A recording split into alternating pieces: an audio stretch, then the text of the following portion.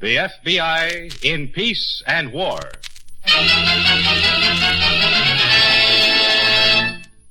The F.B.I. in Peace and War is brought to you by refreshing, delicious Wrigley's Spearmint Chewing Gum. Enjoy chewing Wrigley's Spearmint Gum every day, as millions do. The lively, long-lasting flavor cools your mouth and freshens your taste. The pleasant chewing adds enjoyment to whatever you're doing.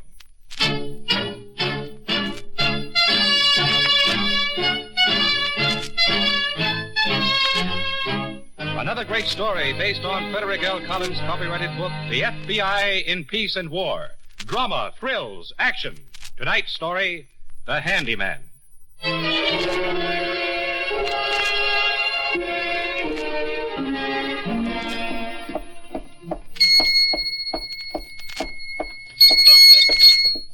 Yes, sir. Can I help you? Oh, I'm sorry. There wasn't anybody at the desk. That's all right. You want a room? We got one vacancy, $4.50. And there's a diner about 2 miles down the road for breakfast. Well, I don't want a room, thank you. I want to see the owner. About this ad in the paper. Hmm? Experienced gardener and handyman wanted. Oh. Is the owner around? No, he'll be back in a little while. You want to wait? If you don't mind. No, sure. Go ahead. You can sit there. Well, thanks. I'm kind of tired. You walk all the way from town? Yeah. Some walk? I know. Yeah. You just rest yourself. Mr. Dixon will be along. Well, thanks a lot. You're not from around here, are you? No, I'm No, not. I could tell by the way you talk. Well, I'm from around Boston. Yeah. I could tell it was up north someplace. Well, you just rest. Mr. Dixon will be along. I hope he can use you.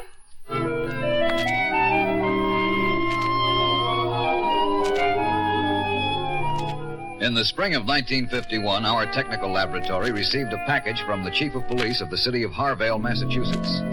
The package contained a shirt stained by blood and a belt buckle in which several human hairs were caught. Our laboratory was asked to make an analysis to determine if the hair and the blood were those of a man named John Porter, who had been attacked and killed by a person or persons unknown on the night of May 3rd, 1951. Hello, Steve. Hi, what have you got? Report from the lab on that Harvale package. Take a look.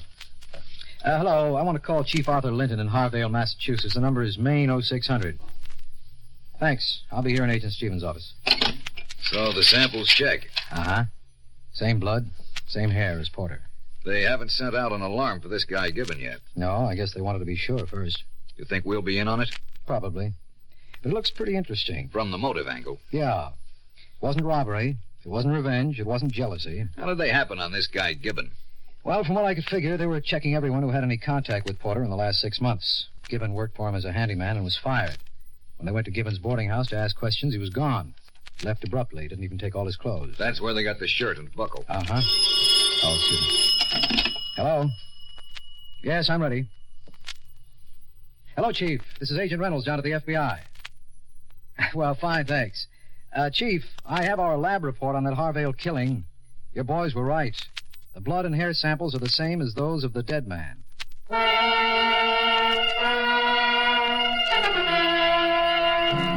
When it was established that Stanley Gibbon was a fugitive on suspicion of murder, our bureau agreed to cooperate in the case. Agent Reynolds and I went to Harvale, Massachusetts, the scene of the assault, and began to inquire into the background of the alleged killer. First, we wanted to know the motive.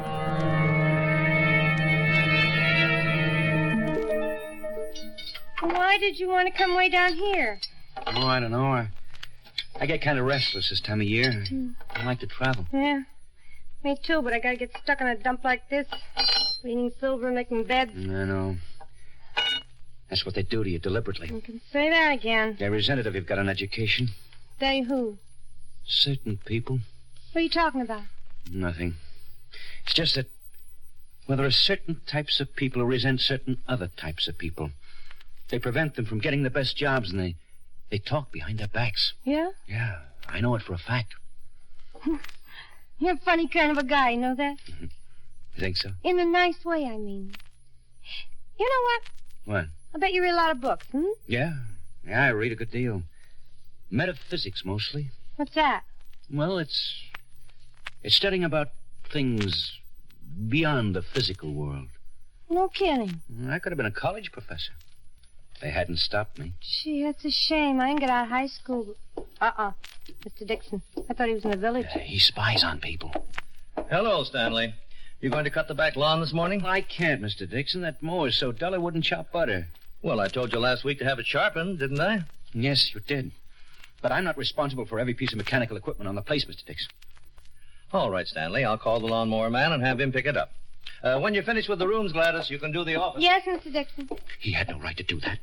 No right at all. Do what? Embarrass me in front of you. You don't mean anything. He does. He's like all the rest of them. Did you hear his tone, condescending, talking down to me? Just because I have an education, just because I use my brains. Stanley, I guess we better get to work. I don't take that sort of thing, Gladys. I can be pushed just so far, and then I won't take one single minute longer.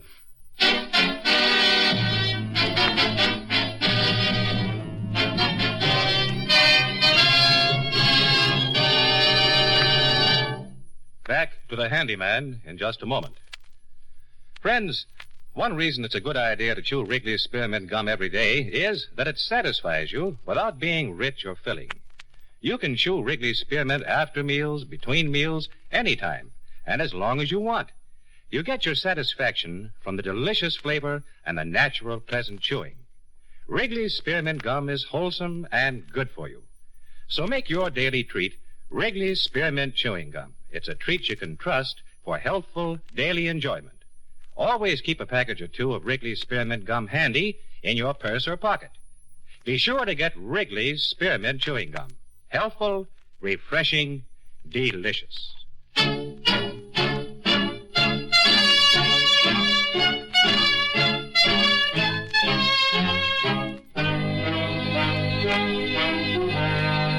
now, Act Two of tonight's story, The Handyman.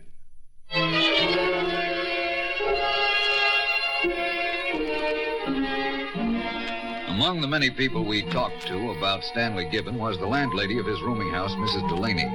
We were trying to get some insight on his background. And I'll say this, he certainly had some mighty fancy ideas about writing books and all that. He wrote? Oh, no, he talked about it all the time, but he never got around to doing it. He kept saying if he could get some atmosphere, everything would be all right. He was always sending away for pamphlets and the like, studying about places to go and live. With atmosphere. Yes. You wouldn't remember any of these places, Mrs. Delaney. No, but it's all in the pamphlets. They're around here someplace. Do you think you could find them, Mrs. Delaney? I think they're in the kitchen. My daughter was using them in her geography lesson. What do you think, Dave? Well, as a strictly amateur psychologist, I'd say the guy had a number of first-class delusions. He could have been a professor, a novelist, an atom scientist, an engineer. But they stopped him. Uh-huh. I'd want competent medical opinion, Steve, but with all of this stuff we've gathered, I'd say he was probably psychotic. Here they are. They're kind of sticky. She likes to eat while she's doing her homework. May we keep them? Oh, sure. She got a 98 in geography. She doesn't need them anymore. Thank you. Mrs. Delaney, did Mr. Gibbon seem to have many friends? Well, no, I don't think he did. At least not men friends. He was kind of a ladies' man, you might say. At least that's what he used to tell me. Do you know any of the ladies? No, it might have been more of his talk. Or it might not. You could never tell with Mr. Gibbon. But he was a nice-looking man, I'll say that much for him. And he always dressed real neat.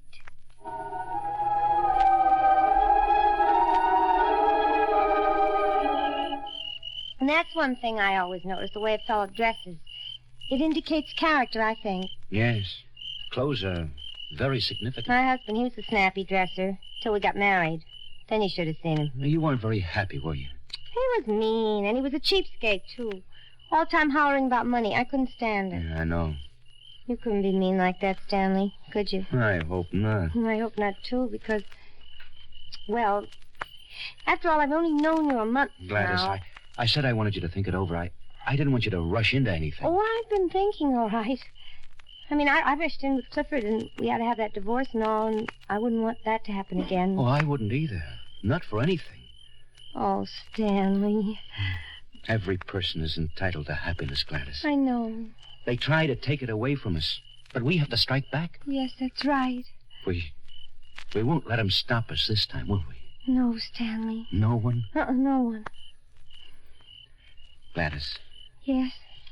If I can get to the right people, I'm going to talk to them about my idea for the book. Mm-hmm.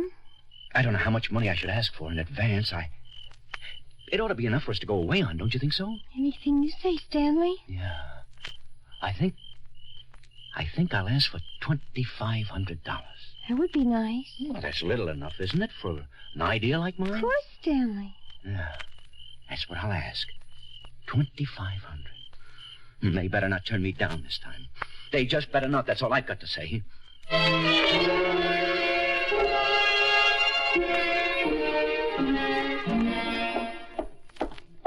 Oh, Stanley, can I see you a minute, please? What do you want? You told me to trim the rose bushes today, didn't you? Yes, I did. Tell me, where were you all day yesterday, Stanley? I had to go to the city on business. Well, don't you think you might have told me, seeing as I pay for your time? You weren't around, and I had an important appointment. Well, I wanted you to help Gladys with the room. I'm not a chambermaid. I was hired to work in the garden. You don't like your job much, do you? No, I don't. That's what I thought. Well, you can work till the end of the week, Stanley. I'll have somebody to take your place by then. What do you mean by that? Well, I mean I'm getting someone else next week. Behind my back. Oh, Stanley. It's all right. It's what I would have expected. I'm not getting anyone behind your back. I'll run an ad in the paper for the rest of the week. You found out about my book, didn't you? Your what? My book. You knew that's why I went into the city yesterday. What are you talking about? The idea about? for my book. You want it for yourself, isn't that it? Stanley, I don't know anything about a book, and I assure you You went into my room yesterday when I was gone, weren't you? Now, look, if you... I put a matchstick on the top of my door so I'd know if anyone was in there. You wanted to see my notes for the book, didn't you? Stanley, you had better go and take care of the roses. You didn't answer my question. You were in my room, weren't you? Of course I was in your room. I couldn't find you. I know it. So I know you were there. Did you enjoy reading my notes? I did not read any notes. I just wanted to find you. To tell me you'd hired someone behind my back? Now, Stanley, listen. Did you get him cheaper than me? If you'd only listen to me. Maybe you resent my education, is that it? No, I don't. I resent your laziness and indifference to your work and your complete lack of responsibility. Oh, go do your work, Stanley. Mr. Dixon, I don't allow anyone to talk to me the way you've talked to me. All right, sue me. I don't have recourse to legal means, but there are other ways of dealing with your kind. Get out of here. Men like you who steal ideas are worse than common thieves. I said get out. Much worse. A thief only takes money. Look, you want me to throw you out of here? Take your hands off me, Mr. Just Dixon. about fed up with you, Stanley. I don't like anyone to touch me. Take your hands off me! All right, now, get out. Did you notice that I'm strong, Mr. Dixon? I'm very strong for a man my size, don't you think so? Go on, Stanley. I'm going, Mr. Dixon. But you're not through with me yet. I know how to take care of your kind. Believe me, I do.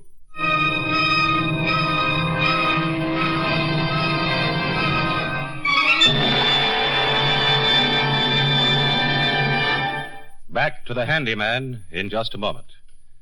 Friends, here's a helpful suggestion that will add to your family's fun and enjoyment on Christmas.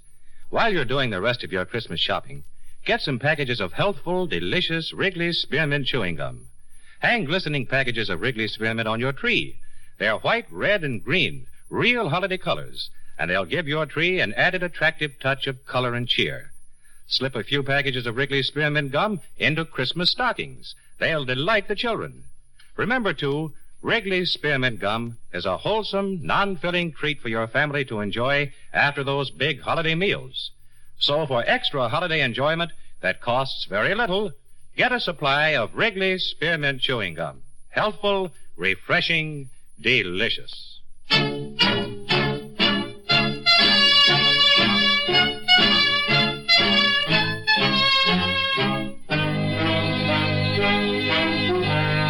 And now, Act 3 of tonight's story, The Handyman.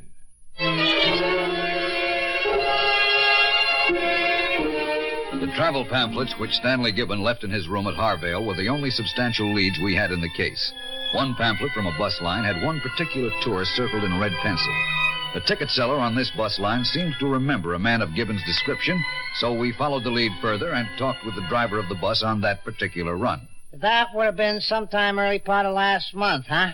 The 4th, probably. Yeah, it would have to be the 4th if it was my run. You get to know some of the passengers during the 3 days of your run, don't you? Oh, yeah, sure. Of course, they're not allowed to talk to me while we're moving, but I chit around with them when we stop.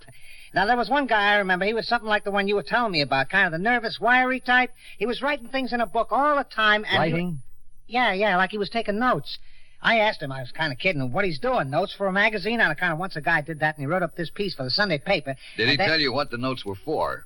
No, he kind of got sore. Said I wouldn't understand. It was very complicated. That's how I remember, because I usually get along good with the passengers. Mr. Baker, one of our agents drew a picture of the man we're looking for based on the description of people who knew him.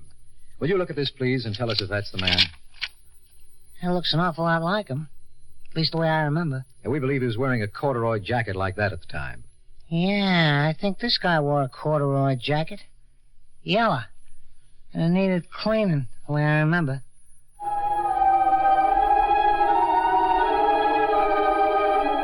Convinced that we were on the right track, we notified the police of Mason City, the last stop on the bus run, to be on the lookout for Stanley Gibbon. We hoped he might have stayed there looking for atmosphere. Might as well look in the middle of the prairie as a place like Mason City. Wait till you see San Francisco, Gladys. Yeah, I bet it's pretty, huh? Mason City. I'll be glad to get out of this den of thieves. Stanley. Yeah? I don't like to bring up a thing like this, Stanley, but what are we going to use for money? I told you I'd take care of that. Well, don't get sore, honey. I got a week's pay coming, so have you. Yeah, but San Francisco isn't that a long ways from here? Well, don't you trust me to provide for us? Oh, Stanley. Because if you don't trust me... Stanley, don't talk like that. All I meant was... Don't talk like that, please. All right. Don't cry about it. I trust you, Stanley, more than any person in the whole world. All right, Gladys. San Francisco's such a long ways, and if we didn't have the money... Gladys, look at me. Look. There's someone who owes me a good deal of money, not just for work, but for something he stole from me. And I'm going to get that money, Gladys, before we go. Yeah? Yes, I am. A person who steals ideas is stealing the most valuable thing there is. We'll have enough money, Gladys. Don't you worry about that. When our description of Stanley Gibbon was sent to Mason City, an alert state trooper decided to check on a man who had recently taken a job at the Dixon Motel. When the trooper arrived at the motel, he was told that Dixon and the hired man had gone to the Mason City Bank that morning and would be back at noon. Now, you know you're not going to get away with this, Stanley. You just drive the car, Mr. Dixon. Don't talk so much. Stanley, listen to me. I'm through listening to you. You're nothing but a common thief. You ought to be glad I'm giving you a chance to redeem yourself. You don't really believe that. Yes, I do. Now stop talking. But Stanley, if Look, Mr. Dixon, we're going to walk into that bank, and you're going to cash a check for $3,000. There's no use trying to reason with you, is there? The best thing you can do is to do just what I tell you to do. And don't get the idea I wouldn't use this gun. I wouldn't hesitate a second with your kind. What do you mean, my kind? I don't want to talk about it. Well, did I treat you badly, Stanley? Underpay you? Work you too hard? You spied on me. You hired someone else behind my back, and you read my notes. You went into my room when I was out, and you read my notes. I didn't, Stanley. Don't lie to me. There's one thing I can't stand as a liar. If you say one more lying word, I'll kill you right now. Do you understand that? One more lie, and it'll be the last thing you ever say, and I mean it. Why are you slowing up? That's the bank. At the corner there. Oh. Yeah. I've got change for the parking meter. There's one right in front. Stanley, there's still time That's to change. all I want to hear out of you, Mr. Dixon. Just stop talking. All right. You know what you're going to do? Yes. Tell me. We're going in. I'll cash the check, and we're coming right out, And we're getting back in the car and driving to the motel, and I'm taking the car from you. And just remember, if you don't do everything just right, I'd just as soon kill you.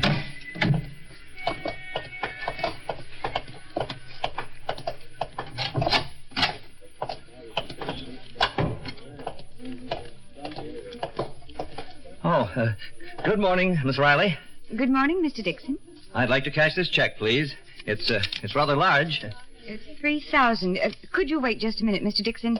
I haven't got enough cash here. Yes, I'll wait. They're at my window, Sergeant. Mr. Dixon and the other man. Here's his check. Okay, miss. Charlie, keep me covered when I get out there. Where's the money, miss? Here you are. Okay. He's hoping I look like a bank teller. He's dangerous, Charlie. Work around back of him so you can watch his hands. Come on. Morning, Mr. Dixon. Good morning. You wanted 3,000, sir? Yes, I did. Is the other gentleman with you? Yes. Yes, he is. Sir, may I speak to you, please? What do you want? There's a state trooper right behind you. Don't reach for your pocket. Just stand still. Are you lousy?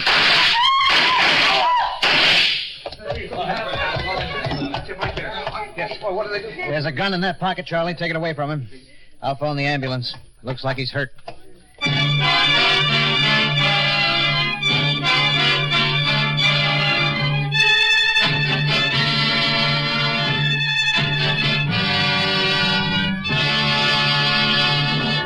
Stanley Gibbons survived the single gunshot wound sustained when he resisted arrest at the Mason City Bank. He was quickly extradited to Massachusetts and arraigned for the killing of his employer in Harvale. However, Gibbon was declared insane without trial and was removed to a state hospital. Our books are closed on The Handyman.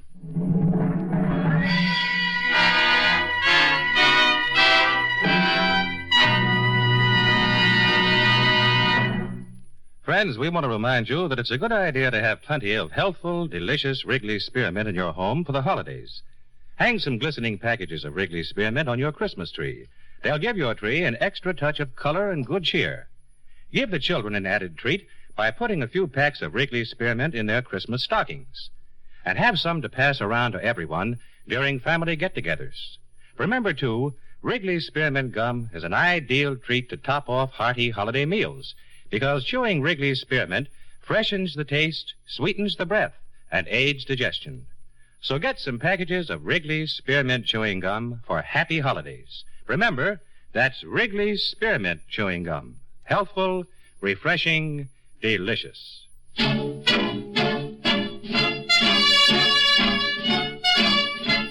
tonight's story, Bill Johnstone played the part of Stanley. Elspeth Eric was Gladys. This radio dramatization for the FBI in Peace and War was written by Louis Pelletier. These programs are produced and directed by Betty Mandeville. All names and characters used on the program are fictitious. Any similarity to persons living or dead is purely coincidental. This program is based upon Frederick L. Collins' copyrighted book, The FBI in Peace and War, and the broadcast does not imply endorsement, authorization, or approval by the Federal Bureau of Investigation. The makers of Wrigley's Spearmint Gum, the refreshing, delicious treat that gives you real chewing enjoyment, invite you to listen to next Wednesday's story, The Reproduction Line, on the FBI in Peace and War. Same time, same station. This is the CBS Radio Network. We Chicago folks are used to seeing the old thermometer shooting down below zero, but our cold weather is tough on car engines. With us in mind, Shell's research team has developed a special oil for our deep freeze winters, and it's now at your Shell station. This new oil is Shell's X100 Motor Oil Premium 5W20. You get easier starting because this new multigrade oil is free-flowing even when cold.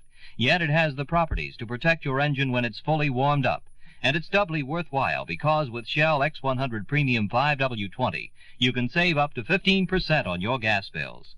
This new oil also quiets knock by preventing the formation of knock-producing deposits, which, in effect, increases the octane value of your gasoline. But that's not all. Engine wear is reduced, too, because this oil is alkaline, to stop acid action, an important factor in cold engines. You can find this new low-temperature oil at your Shell dealers. Just ask him for new Shell X100 Premium 5W20.